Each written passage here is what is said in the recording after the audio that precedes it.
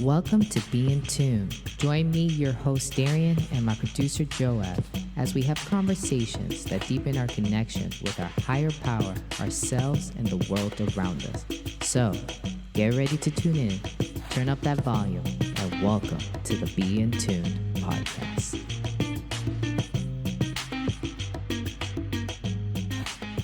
What up, what up, what up? Welcome to another episode of the Be in Tune podcast.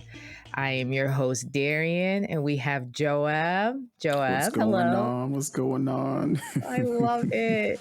Joab, I really am liking this look, though. I am really liking this look because I see the New Yorker in you. I cannot. No, literally. Honestly, I mean, I have a shirt that literally just says Brooklyn. You probably can't tell, but it says Brooklyn. Oh, I love it. Yeah, for sure. I mean, listen, I'm not from the city, but I am from Long Island. I'm not exactly the same, but But rep it. Yeah. Well, no, I can't do that because that's disrespectful. You just can't do that. That's not a thing. That's not a thing. No. What? If I be like, no. If I say I'm from New York and be like, oh, like you're from New York, are you from the city? I'd be like, yeah. And when they actually ask, oh, where in the city? And I say Long Island, they will disown me. Like, yeah. So that is so true. What is it like? Do you remember like the retreat when I think it was Dawn? She says, "If you're not from one of the four boroughs, you ain't really from New York." Like, and everyone else is like, "That's exactly how it is." Yep, that's exactly how it is. I mean, literally. It's so funny because you're not from Bronx, Queens, Brooklyn, or Manhattan, you're not from the city. What was it? Was it Biggie said like Brooklyn? No. Oh my gosh, what is the line? Oh my gosh, it was from one of his songs, but he reps Brooklyn. For sure. For 1000%. But I remember seeing that line, like that lyric line, in like at a shop when I was in New York. I was with a friend, and we were just like some thrift store, and I was like, "Brooklyn is the Brooklyn way," or something like that. I sound really terrible right now. I'm gonna stop. Yeah. Go. Just cut while you're, because I can hear the New York heads being like, "What is she talking about?" For sure. But it's okay. I don't even like fully like immerse myself in like the New York City culture like that. So you don't? To some extent, I do. But again, I don't claim it. I can't claim it because I don't have the rights. I was born in Queens, but I never lived there, so I can't really claim it. Listen, I respect it. And it was just very entertaining to hear that conversation when we were at the retreat. It is like, if you're not from one of the four boroughs, are you really from New York? And it's like, damn. But you know what? Y'all, exactly. Y'all have your like unwritten rules. Who am I, especially an outsider, to question it? I ain't gonna question it. True. So, stay in the lane. You gotta just gotta stay in the lane. That's it. I get it though, because like where I grew up and all that, like people are like, "Oh, you grew up in Lawrence, like you grew up in the city." I'm like, well, let me be clear. I grew up on the outskirts. Even I try to be respectful of like how much I claim. And at the end of the day, people be like, it doesn't matter. You can like claim it, which I do, but it's just like, I get it. You just want to put respect on the name, and you want to put respect on the culture and how things are done. So, yep, that's it. Yeah. That's pretty much I get it. Yeah, so it's just a respect thing. That's it. I'm so ticked though that line is not coming to my mind though. For Biggie's song, it's okay. Watch it come to me later, because watching me, I could like probably rap like the whole stanza for you, and like all of a sudden today on a hot mic, I can't do it. I'm a little annoyed, but it's okay. It's okay. It's been a week, but we are here. That is true. That's the important part. That is I the think important part. I think you and I were talking about that. Like you were saying, you're like, yeah, I'm a little tired, and I was like, I told you how much I slept last night, and that shows how tired I was. So our noggins are, just for our listeners, our noggins are not really functioning in the way fried. Yes, in the way they could be. But we're here. We're here. True. That's what matters. You know what I'm saying? So, but I have a fun little topic to discuss today. Emphasis on fun. Well, okay, let's get into it. So, Joab, what was 2 weeks ago or a week ago? Was it a week ago? Was it 2 weeks ago? Well, yeah, 2 weeks ago. Yeah. We're referring to February 14th, which everyone knows as Valentine's Day. So yeah, Yes. Now, if you think, oh, they're going to talk about love, relationship goals, all that, no, we are yeah, not. nah, nope. It's not because Joab and I do not believe in it. It's not because we don't care for it. It's just, honestly, I feel like that's just a topic that everyone just like discusses. You know what I mean? Like It's a that hot is like topic. is a hot topic, and it's not like we're trying to be cool or anything and not join the hot topic. But I like how when I mentioned it to you, you're like, "Are we gonna talk about this?" And your face was just like your face, You and I was know, like, yeah, I just picture just all the conversation as I have heard, and it's just like, uh, you know, but I like the way you kind of propose we go about the conversation because I'm like, okay, I see where you're going, you're coming from this. So yeah, I definitely like the direction you're trying to like tackle with this topic. "Yeah." So I have to give a shout out and where credit comes from because you don't know this, so I'm about to say this publicly on the mic. Shout out to Mama Santana for coming up with this topic. I didn't Yeah. know. Okay, wait, Yeah, how? Like, she how did? yeah, so she genuinely was just like, you guys should talk about like Valentine's Day just happened. You should talk about like what dating's looking like and all that. I said, no, no. HE double hockey sticks, no. Like that's what I said. I shut that down real quick. That she looked at me like, dang, like, can I speak? Like that was her words.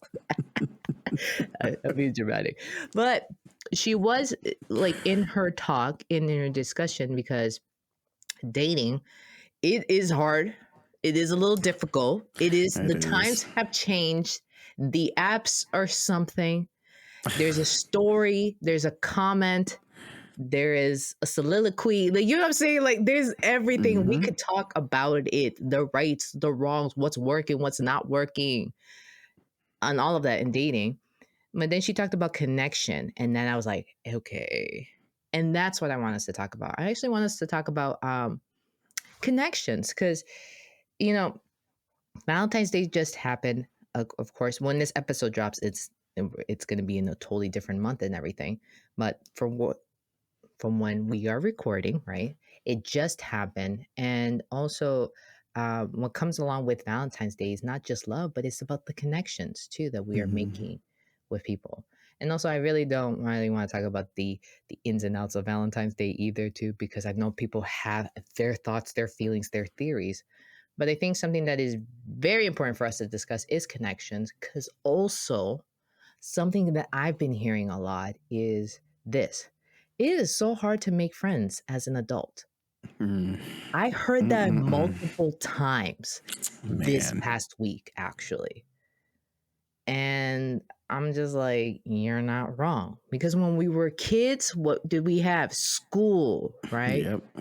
And if you were homeschooled, I'm sure your parent was trying to make sure you had some level of social connection as well, right? We Yeah. talked about this last episode. We talked about this in another episode. That third Third. place, right? Mm-hmm. That third place. Um, and what does that mean? Well, for us as adults, right? We have we would we don't really necessarily have a third place. Like when you were a kid, you had your school, you had your home, and then you possibly had something else that you did on the weekend. Um, for a lot of us Christian kids, it was school, it was church, right? Or your cultures or your religion, whatever it is, right? You had that third place. As adults, we kind of need to make sure that we establish that. So we got work, we got home, and we got what is the third place. And then when the pandemic happened, it was like, oh dear God, you don't, you have the one place, and the one place was everything for you. So one thing I've definitely been hearing is it's just like it's just so hard to make connections. And we also know too that like isolation has been increasing a lot more, right, in Mm-hmm. our society and such. So I'm like, let's just talk about it. Let's just continue a little bit of that loneliness conversation that we had a while ago, but also let's just talk about connection. Is it Yeah. important? Why is it important? Right? And how can we go about it? Yeah. Yeah. I think kind of one like the first thing that comes to mind when I hear connections, especially when you think of again like Valentine's Day. The first thing you think of is, of course, like romantic relationships, right? Right? The connections that come with romantic relationships. I think it is important to highlight, at least for me, is like the different forms of connections, because I think we can always like True. attribute connections to just one form of connection, which is again romantic relationships. But there are other forms. I think we've spoken about it on this podcast a lot. Like there are connections you have with your community, with friends. There's connections you have with family, and then of course there's connections you have with uh, romantic partners. But then, of course, we also talk about you have connections with God, with your, with well, for us it's Jesus Christ, but like that kind of spiritual connection. So I think it's important to kind of like emphasize, yeah, there are different avenues of connection. Each one brings different values of connection, but again, it's still connection. So I'm wondering, like, even is that something that we kind of like really like think about or talk about? Because honestly, yeah, I think just romantic interest is probably the one that really dominates the conversation, or like marriages. But yeah, friends, family, your belief, like they're all just as important, if not like equally important. So yeah. Absolutely. I can say this one thing that I've seen that is it's a common mistake, right, in romantic relationship is that that romantic partner, you're putting a lot on that relationship in terms of all of the connections that you want to have Mm-hmm. with just that one person. And what I mean by that is like that romantic partner is now your friend, your best friend, right? The person that you seek guidance from, wisdom from, right? Or like, and we it's just too much. It's too much to put on a person, and especially on the spiritual stuff too. I'm like, listen, if True. you're a believer, right, in Christ, then clearly your human partner is not the person, you know what I mean, that you Yeah. need to constantly be seeking, you know, seeking that guidance from. Of course, they can be a partner for you, what I mean, and such, right? And you can talk, and of course, they can give some sound advice, but to fulfill you, you know what I mean? And that's what it is. I think that a lot of times our romantic relationships, there is that expectation that they are supposed to be everything for us to fully fulfill us, and it's like that's not fair. That's not Mm-hmm. possible. And it can create a level of dependency, which can be problematic. So I love that you said that there's different levels of connections. And I'm so glad you said that because the connection that I really want us to focus on is the social connection. So this is where the romantic indeed would be part of it, but also like the family connections, right? The friendship connections, the colleague connections, right? Um, Particularly friendships, and, like, going back to that one, I really wanna, like, highlight that, so, Yeah. yeah. So, let me ask you this, Joab, if you don't mind me putting you on the spot a little bit, and feel free to do the same, right, is how are your social connections? Do you have a third Ooh. place? Ooh. Do I have a third place? I know So it's something new that we're doing here, putting ourselves a little bit out there, so but, of course, feel free to answer as much as you want. for sure. Um, I guess technically my third. So I guess for me, I could definitely say this. So now I'm like towards the end of my PhD candidacy. I would definitely say like year one was probably the hardest because, you know, first I started in COVID. So like, already in a state of like being isolated. But I'll just say even before that, my third place again was church. Like even after church, like we'd be hanging out, having meetings or just hanging out with friends, or if there was a social that night, we'd be like going home, chilling at my house, because usually my house was like right around the corner from the church. So like we'd always be hanging out at my house and then going back to church for a social that night. So like, yeah, church was my third place. That's where like most of my friends, we all hung out. Um, but again, like after COVID and especially after I moved away, like I started to realize like, yeah, that third place went away. Like it all turned just completely virtual.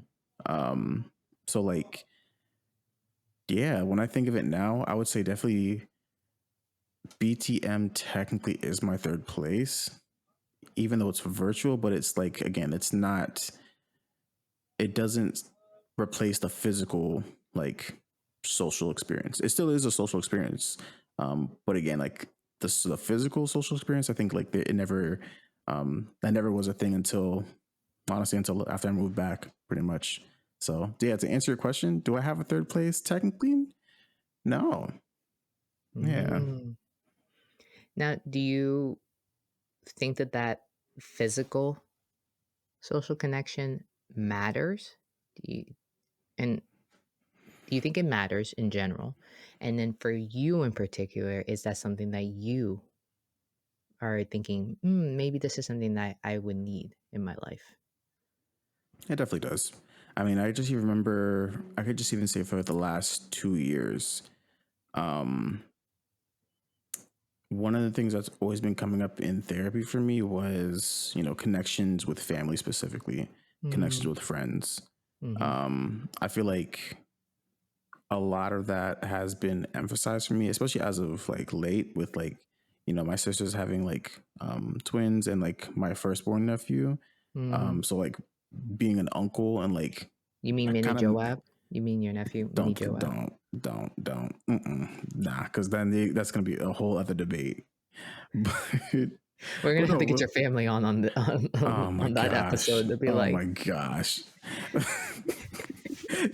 No, get the he definitely did look like you at one point, though. You okay. posted a Well, picture. I was okay, that's like, fair. That's fair. I I mean, said, even Joab, some, when did you have a son? I still see it even sometimes, but I promise you, no. Listen, the genes run strong in my family. That's for sure. That is for sure. But like, yeah, like, I think yeah, just knowing that like I was missing a big portion of all three of my nephews like upbringing and like growing up, like Mm, there's only so much, even that was like limited to like being virtual. I know I was still able to travel back down to Long Island here and there, but like again, it's like a 4 hour drive, and realistically, in a PhD program, like it's not as often you get to really do that.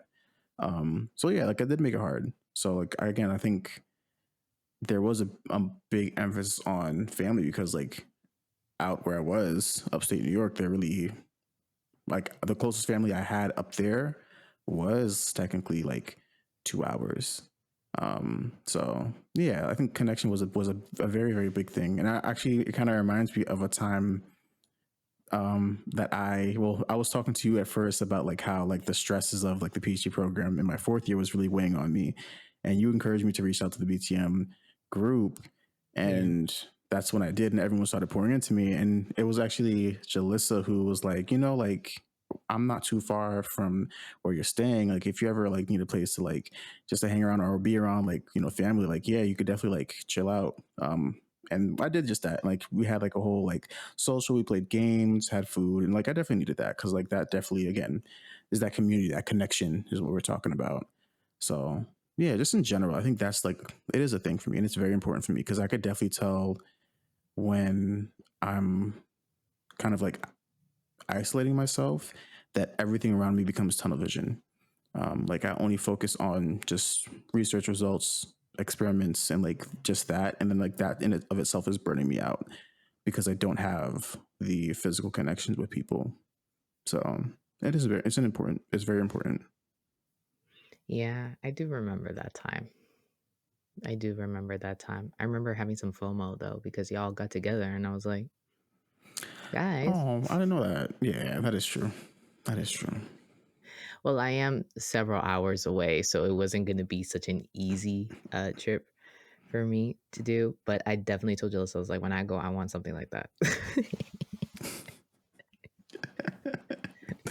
I mean, listen, there is a retreat. There is a retreat. So There is the retreat, but first of all, dude, thanks for getting vulnerable here, and just sharing that. Um, because I do remember that time in your life, and I, as your friend, I was really feeling for you, and I know that you're family oriented like me, and mm, that you seem like the type of person that you solid. Like if you got your family nearby, you're like, yeah, yeah. I'm That's all I good. need. Yeah. Yeah, but I also imagine too that that experience was such a um an eye-opening experience though to show you that connections, like getting that, like that safety that you probably get, like safety connection that you would get from your family, to get it from friends, right?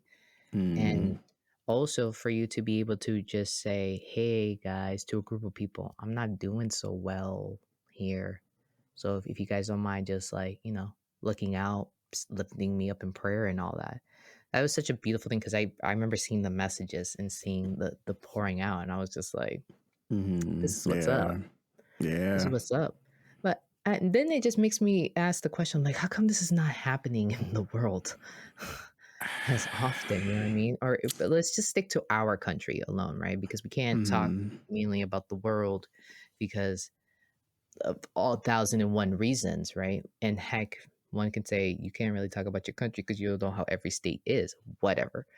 In mm, this, maybe like in this part of our country, right? In this neck of our woods, like, why is like that? It makes me always ask the question, like, why is this not a constant thing? You know what I mean? And I yeah. get I it though. mean, No, go ahead, please. You talk. yeah, I was gonna say, like, I remember even just last episode, like, with what Sasha was saying, like, the fear of most women even just being comfortable to share comes from judgment or shame. Oh, You know, yeah, like, yeah. how can you, even me when I was like, I think it took you and it took my therapist to kind of convince me to, like, okay, like I need to reach out to like my community who I've known for what, 2 years at that point. But like, again, like it is a shame aspect. There's, you kind of think like, oh, they'll judge me or they'll look at me different if I do this. But unfortunately, like, for a lot of people, that is the reality. Because I think we even said this on a different episode where we'll share, like we'll share from like a genuine place of like, we need to do this for our own well-being, but the people or the environment we'll do it in is not conducive for pretty much our well-being. It's almost like the opposite. We'll do it in unsafe spaces. And I think that's the issue. Probably like lack of just awareness of, again, a safe space versus unsafe space, but also on the other end or the other side where the person who is like receiving the person who's being open, like how are you showing up for the person? Like how well are you, like, really, like, again, tuning into that person and like where they are? Are you being empathetic or are you being aware? I think that there is a disconnect there. And that's probably why it's hard for people to actually fully be vulnerable, because vulnerability breeds more vulnerability. Um, and I think it's like it should start with that. It should lead with that. But I don't think that's something we really do as often because it's not easy. It's scary. Um, and I feel like it's not emphasized as much as it should be. Yeah, I agree with you. Especially like if I can add like a little sub thing to that point. It's not emphasized as it should be. It's not modeled. Um, another way of saying that is like it's not modeled as it should be. I think, with so many generations, first of all, living in this time, right? If we I think that, like in a workplace, you could easily have four different generations working, which is crazy. Like I'm talking about like or at least three to four. So you could easily have like the boomer who's leaving, the Gen X, the millennial, and the Gen Z working all in one space. And that's just so wild, right? Yeah. But if we look at just like a society as a whole, right, and generations before, like some people are like, I just didn't have time to get vulnerable. given that we were facing X, Y, and Z, or I don't see the importance of vulnerability because that means being weak, and I don't have time to be weak. I don't have time to pour myself out. But then, of course, you have vulnerability pioneers, right, like such as Brene Brown, talking about that you said that vulnerability brings more vulnerability, right? And actually, vulnerability is a courageous act that we can engage in.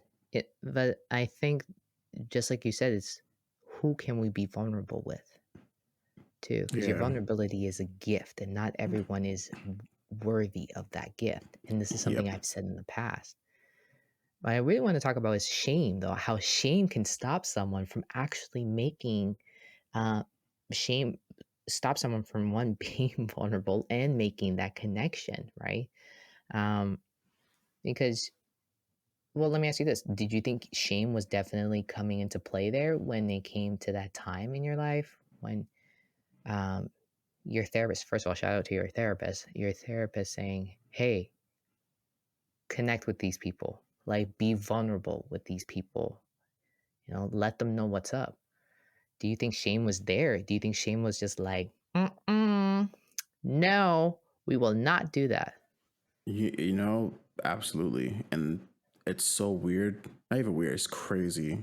Because my therapist said something to me that I'm like, wow, like that was like the defining moment for me. That I was just like, wow, shame is like actually crazy. The whole reason why I started therapy with him specifically, because when you start therapy with a new therapist, you'll have like a 15 to 20 minute consultation session about like, Yeah. just getting to know each other, like what is, how like the therapy sessions will go.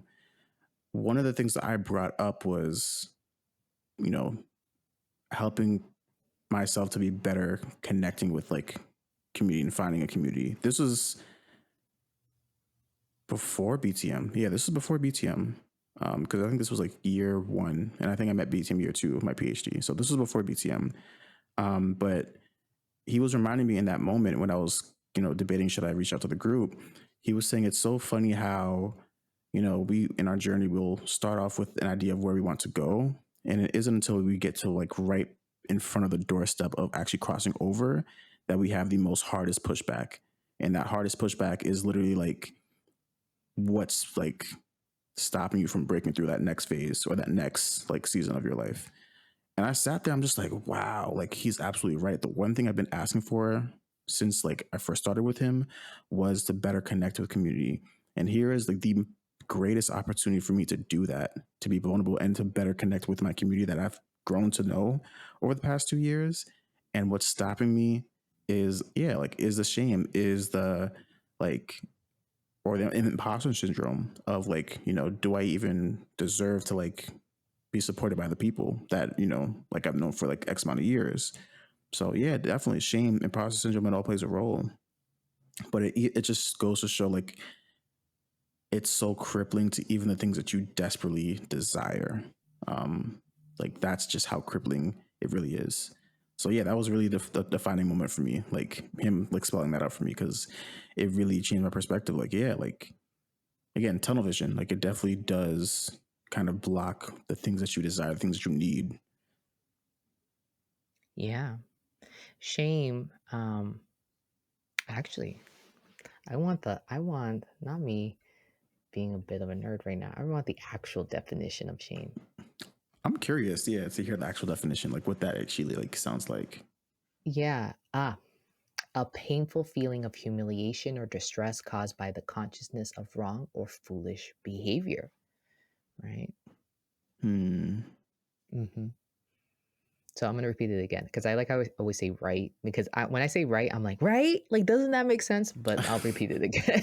I'll repeat it again because it may not make sense for Yeah, because I ain't gonna have to think others. about that for a second. I know. I got excited. I got excited. So this is just a quick Google search, right? A painful feeling of humiliation or distress caused by the consciousness of wrong or foolish behavior. So that means simply, right?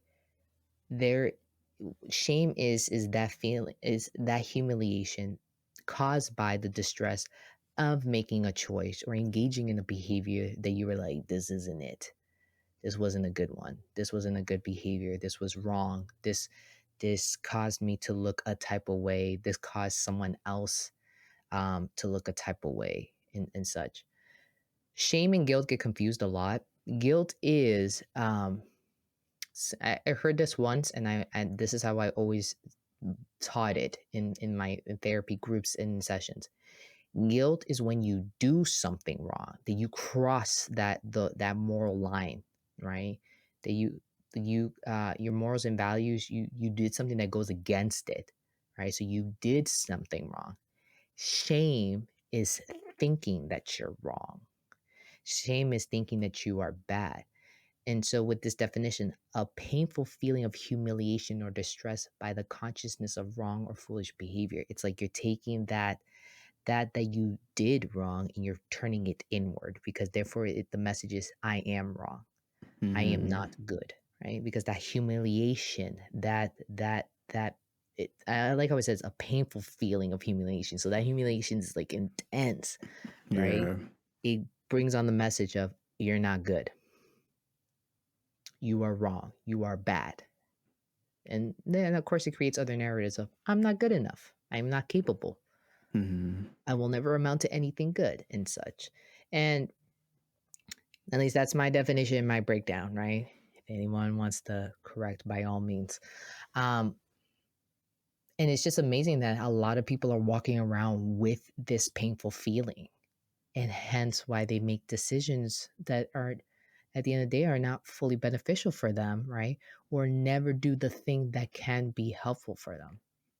Mm-hmm. And one way to combat shame, now actually, let me have a bit of a teaching moment. For every emotion that we experience, there's actually a behavior associated with it. I don't know if I said this in past episodes. I probably have, but it's called an action urge, right? Because every emotion that we experience, there is that urge to engage in a certain action and certain behavior. So when you're feeling sad, right, a behavior that's typically associated with sadness is to isolate, right? To not connect with others, and it's the same with actually shame. A typical action urge when we experience shame is to hide, because remember, Mm-hmm. it's a painful humiliation, so you just want to like completely cover yourself. You don't want to appear. And there's this skill that is taught in DBT, is called opposite action, which is you do the opposite of that. It's actually called emotion urge, to be more technical, right? Do the opposite of that emotion urge. So if that urge, that action is not a helpful behavior, DBT is like, do the opposite of it. So therefore, it's typically, if the action behavior associated with the feeling of shame is to hide and to isolate, what would be the opposite action? Show up, Mm-hmm. confide in someone that you trust, right? Connect. And that's why vulnerability, what is it that you quoted one of our speakers at a retreat. You said that vulnerability is the cure for shame. Or is Mm-hmm. Yeah. The antidote for shame is vulnerability. Yeah. the antidote for shame is vulnerability. I love that. Absolutely. That's such a great quote. The antidote to shame is vulnerability, because vulnerability means you show up. Mm-hmm. Vulnerability means you present. Vulnerability means that you open the door, that you pull back that Yeah. bandage, that you showcase the wound. And so shame is just like, no, we got to cover all of this up. Vulnerability is like, you're opening all of this up. The always the good question is who are you going to trust to open yourself up Right. to? Yeah. If I can, I have an analogy, and I think it's probably going to help someone, because I when I visualize this, I think it makes the most sense. It's like shame is almost like you mentioned a wound, right? Mm-hmm. Mm-hmm. Shame is like a wound that doesn't want to be worked on. It's like a wound that it wants to be closed off. It wants to be it wants to just be hurt, and that hurt, again, breeds more hurt and goes on to be infected and gets worse. But vulnerability is like you're treating it with like a medicine, or you're treating with a type of surgery, and that's again starting the healing process.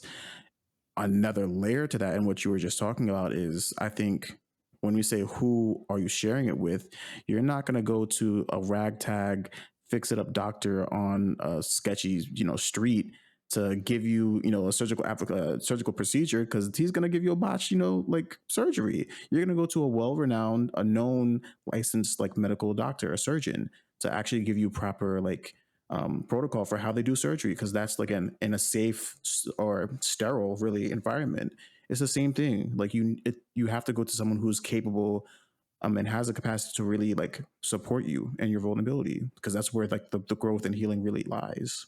For So sure. that analogy, yeah, I just think of that analogy because that really is how the vulnerability piece is. But that's just how important it is. Like you need to, it's important to be vulnerable, but it's just as important to like have someone that's like capable of supporting you in your vulnerability. That is so crucial. It's so crucial. So when you got vulnerable with the group, going back to that time, and I want to say I really love that you brought this up, right? When you thought about connecting with the group or being vulnerable with the group, did you know that the group could handle your vulnerability? Or did you trust them with your vulnerability?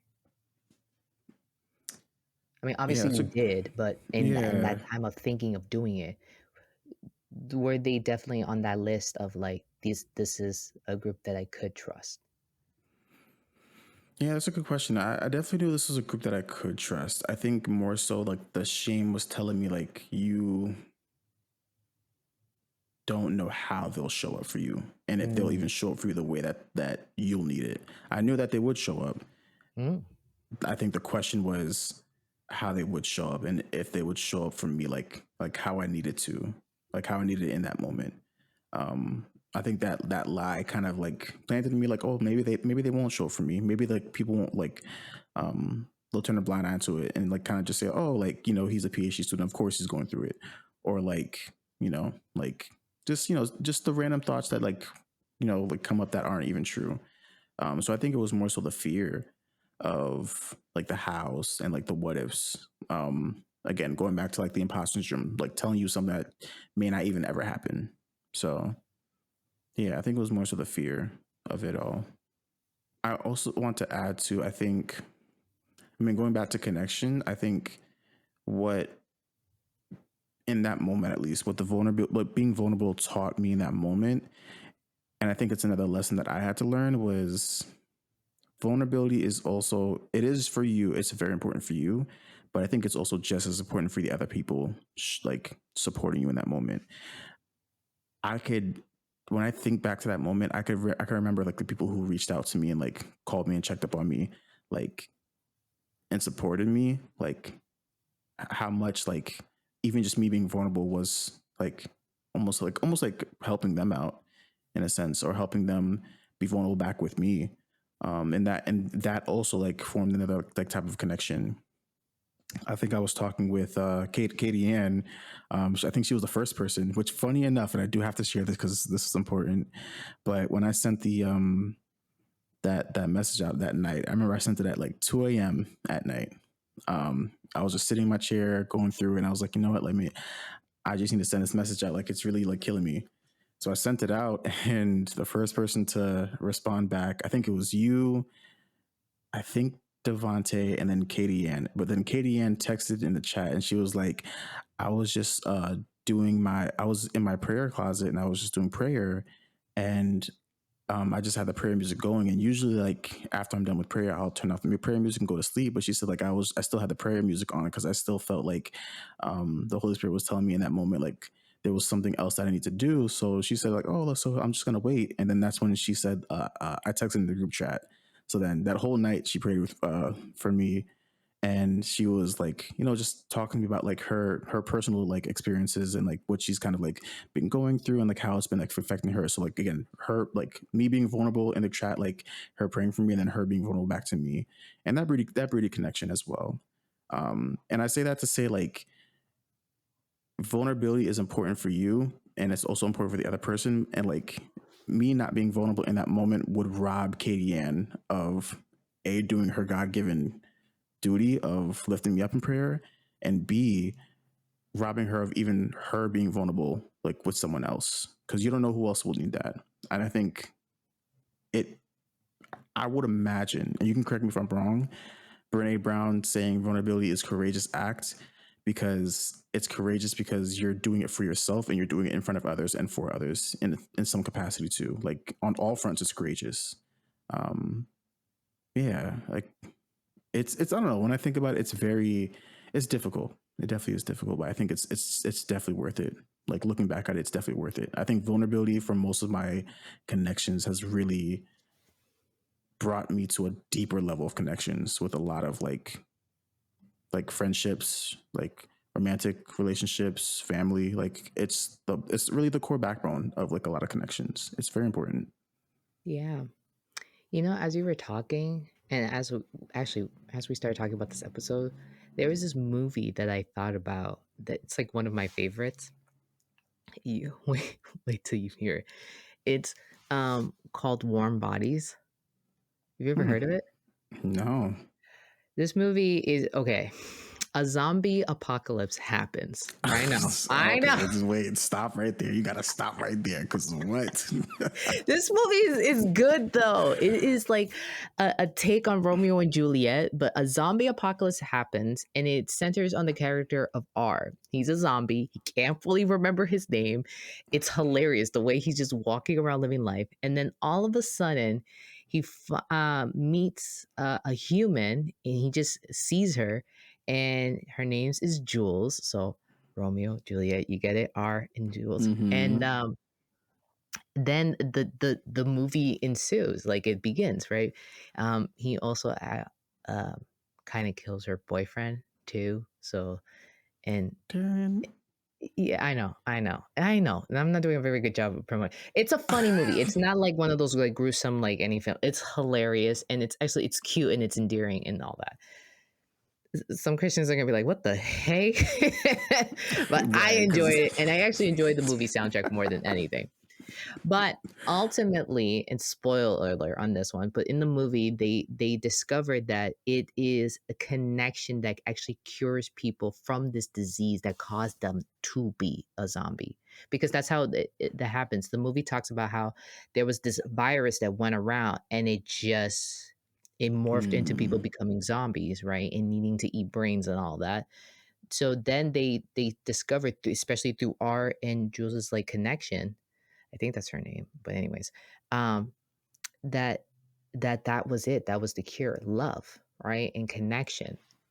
And when I like there's this scene though where you have the zombies and the humans and they actually have to have a moment of like you think they're like, are they gonna fight?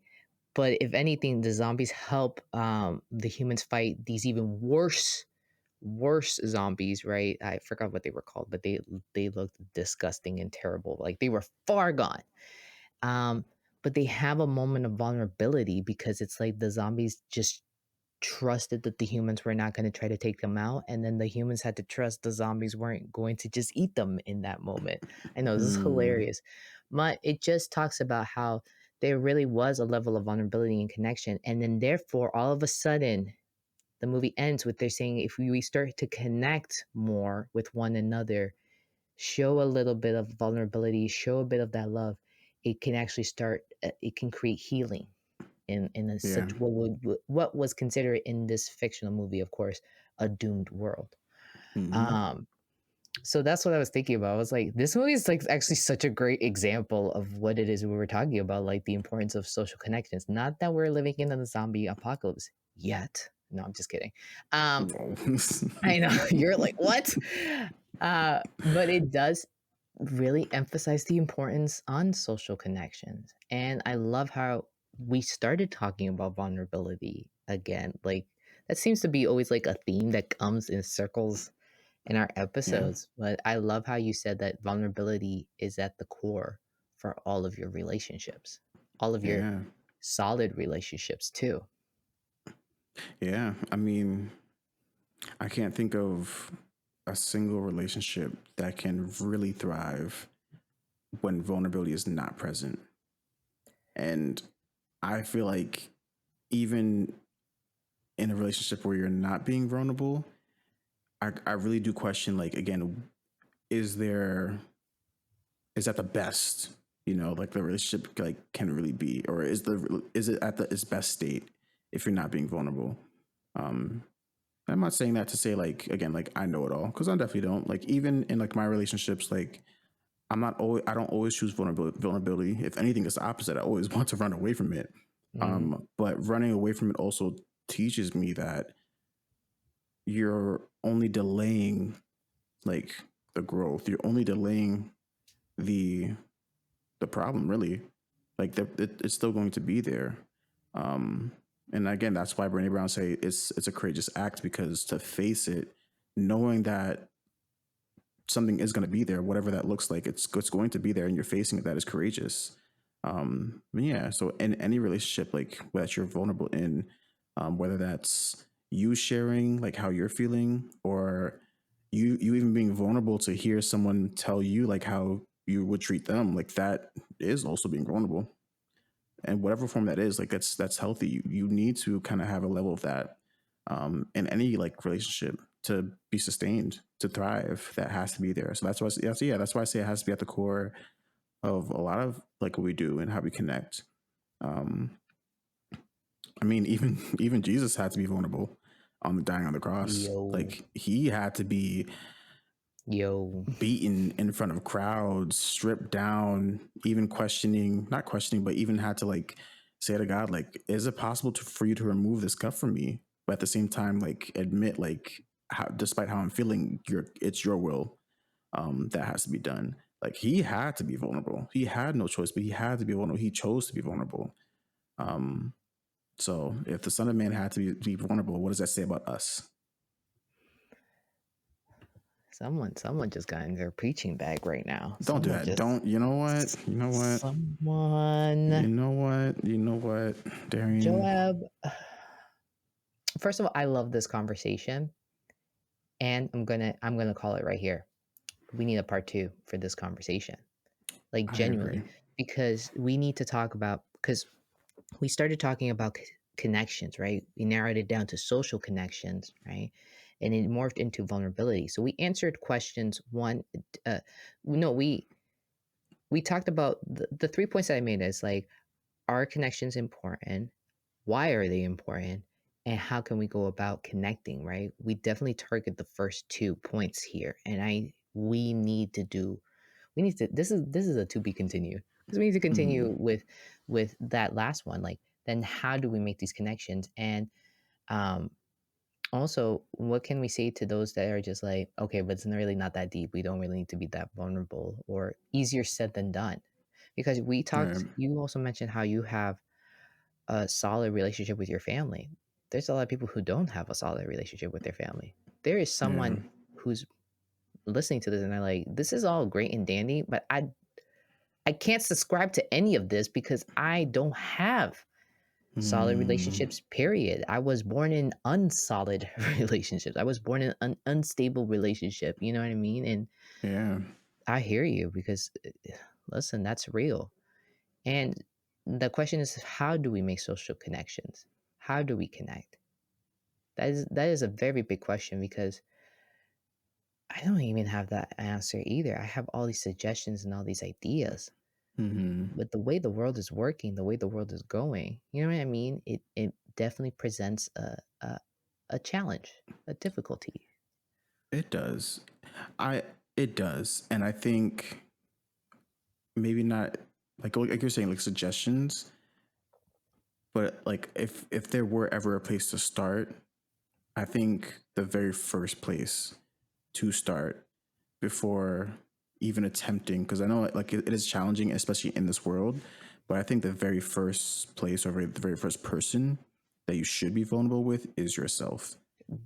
I think 100%. I think oftentimes we overlook vulnerability as a means of like we have to share with other people, when the first person we really do share with is ourselves.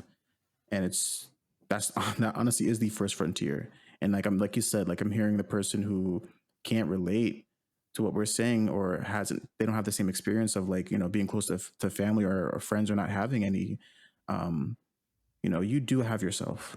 And I think that is very important. And I think it's important for you to check in with yourself and be vulnerable of like where you are. Like, are you really okay? And asking yourself those questions. Cause I think you'll be surprised what answers are really like waiting for you. So Yeah. yeah, the first place to start would be checking in with yourself, like, and be Yeah. vulnerable with yourself. Yeah. That's what I actually tell folks. I'm like, if there's anything that you ever hear and in these therapy sessions or even when I'm having a talk, right, is it's this. Always be honest with yourself. Mm-hmm. And if you are a follower of Christ, then guess what? You got someone else who's for sure listening. And that's Very who I true. encourage you to be vulnerable with. Very true. Dude, this was so good. We're doing a part two. Like I'm calling it right now. We're doing a Yeah. part two. Yep. So we're gonna stop here. For those of you who are listening, be on the lookout for a part two for this conversation because this was really good. And Joab, thank you again, bro. You got vulnerable For here sure. with us, and it did not fall on deaf ears. Like I No, I'm definitely sure I didn't. appreciate it. Before we wrap, let's highlight our member of the week. Well, first of all, I want to say Yes. that this episode was sponsored by Imperfectly Tuned Counseling. Shout out to my therapy practice, right? If you are in the Massachusetts area and you are looking for a therapist and or coach, hit me up. You can find Imperfectly Tuned Counseling anywhere. Just Google it and it'll pop up. But Joab, I'll let you do the honors. Who are we highlighting today? We are getting literal with highlighting a member of our community. Who Yes. is it, Joab? No, for sure. For sure. Can I give some background for this member of the community? Abs- Would that be as you, okay? of Okay, course, for please. sure, for sure. Like it's only appropriate. We were discussing like again for this week who would be like the most appropriate person, and it's so funny how we came to this person because Darien thought of this person on their own. I thought about this person on my own, and then I'm like, I'm just curious. Is this person someone that we both know? And you're like, yeah. And then I asked, is this person in the same group that we're in? And you're like, yeah. And I'm like, is it this person? And you're like, yeah. So it just made sense. But the person or the member of our community, an emphasis on member that we're really highlighting today is Cherie. So, Cherie, okay. I feel like most of you have probably either heard us bring up Cherie or talk about Cherie. She was even one episode where she was flaming me the whole time, but you know, we'll not talk about that. We won't talk about Bruno. She really was flaming you, though. You know, I was like, I was ducking.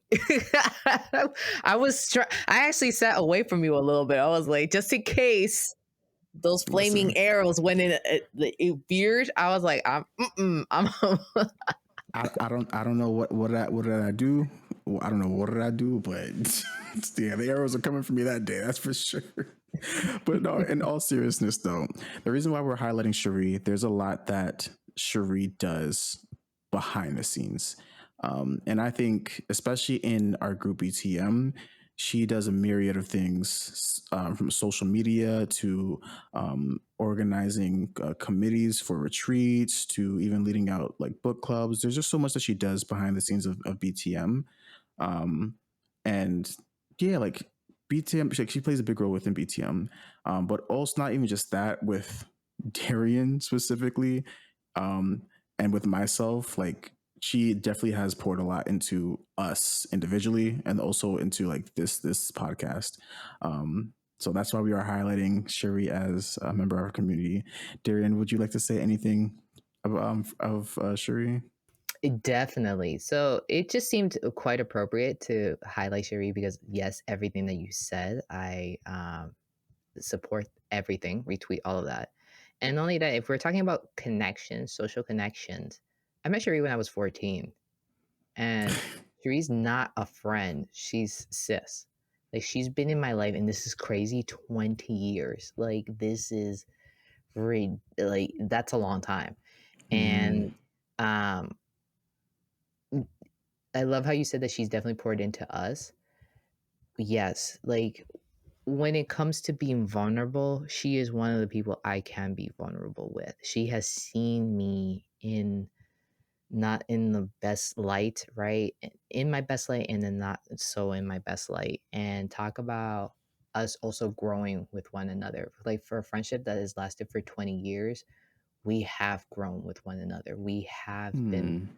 not just vulnerable with one another, we've also just been there for each other, been our, each other's like cheerleaders, you know? So um, I could say a lot. I could say a lot more.